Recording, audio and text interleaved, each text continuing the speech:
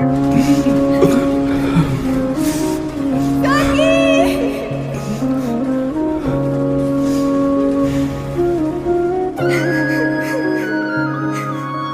পারতাম যদি ভুলতে রে তোর কাজল কালো চোখ, আমার দিন কাটতো রঙিন হয়ে, থাকতো না আর দুঃখ।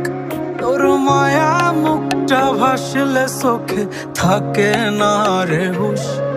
আমি বলবো কি হয় নিজেই হারাই তোর মায়াতেই বুঝ। আমার ভিতরটাই জানে মায়া করে বলে, এই মায়া